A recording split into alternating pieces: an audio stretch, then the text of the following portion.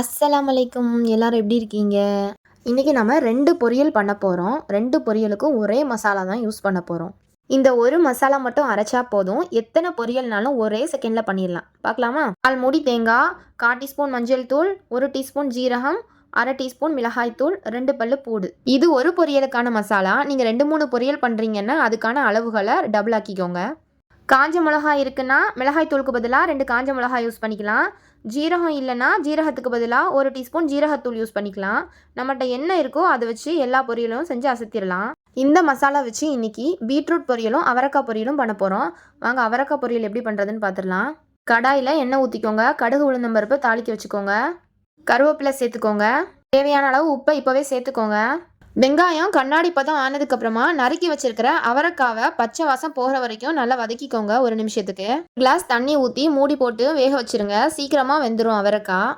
அப்புறமா மூடி திறந்து வெந்துருச்சான்னு பார்த்துக்கோங்க. கலர் நல்லா சேஞ்ச் ஆகிருக்கு பாருங்க. தண்ணியும் நல்லா வத்தி வந்திருக்கும். இப்போ நம்ம அரைச்சி வச்ச மசாலாவை அதோட சேர்த்துக்கணும். மசாலா சேர்த்ததுக்கப்புறமா 3-4 நிமிஷத்துக்கு கிண்டி இறக்கிற வேண்டியதான். அவ்வளோதான். ரொம்ப ரொம்ப டேஸ்டான அவரைக்காய் பொரியல் ரெடி ஆயிடுச்சு.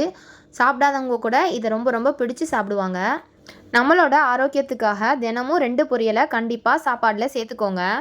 ரெண்டாவது பீட்ரூட் பொரியல் தான். சேம் மசாலா யூஸ் பண்ணி பண்ண போகிறோம்.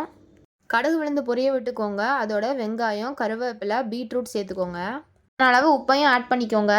பச்சை வாசம் போகிறதுக்காக 2 நிமிஷம் வதக்கணும். அவ்வளோதான். 1/2 கிளாஸ் தண்ணி சேர்த்து 2 இல்லைன்னா 1 விசில் வச்சு இறக்கிருங்க.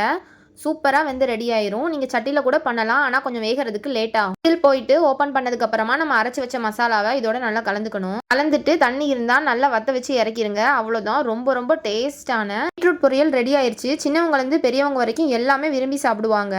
நம்ம தேங்காய் கொஞ்சம் அதிகமாக சேர்த்தோம்னா பொரியல் இன்னும் டேஸ்ட்டாக இருக்கும். இவ்வளோ நேரமாக இந்த வீடியோவை ரொம்ப பொறுமையாக பார்த்தா எல்லாருக்கும் ரொம்ப ரொம்ப தேங்க்ஸ். நான் இன்னைக்கு மீன் குழம்போட வச்சு சாப்பிட்றேன். அல்டிமேட்டாக இருந்தது. தேங்க்ஸ் ஃபார் வாட்சிங்.